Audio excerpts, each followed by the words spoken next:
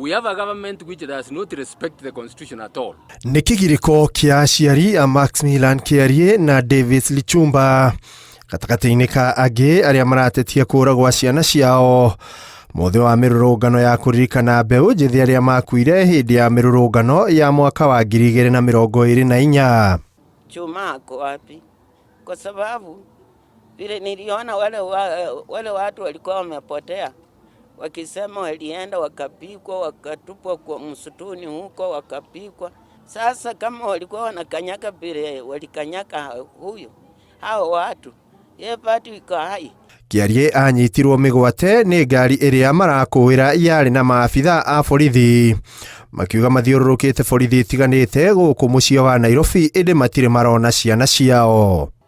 Kulikuwa na gari ambayo haikuwa na number plate na Maxi akitembea aliweza kunyakuliwa, akashikwa mkono huu na huu mwingine na miguu, akaingishwa kwenye gari na gari ikaenda mbio. Sasa gari kuenda haijulikani ilienda aje. Ateteri a ĩhoto cia ũmundũ magĩũkĩrĩra ndeto ĩno kũrĩa morĩtie thirikari kũrekereria mbeu njithi aya kuona nĩ kĩhato kĩao kũrũrũngana na nĩ kĩagararĩtwo. I know they are changing tact from extrajudicial killings to enforced disappearances.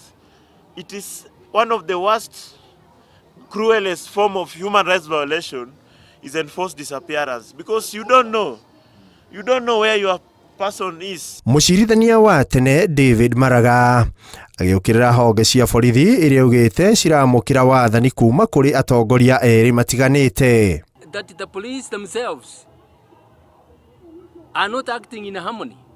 When something is happening, orders come from another level and they are disorganized. You remember when we had a procession on Nairobi National Park? We are with Langata police officers, in fact controlling the traffic for us.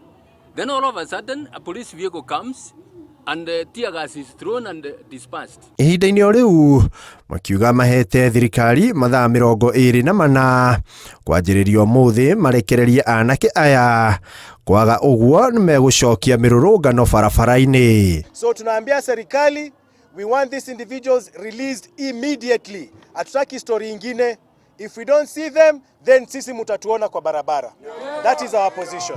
In 24 hours, if we do not see our comrade Davis Lichuma, if we do not see Maxwell Kĩarie, if we do not see Zizo from Kiamaiko, we are going to shut down this country as young people of Kenya. Enough is enough. Handũ-inĩ ha Inooro TV, rĩtwa rĩakwa nĩ Ikua wa Boshi.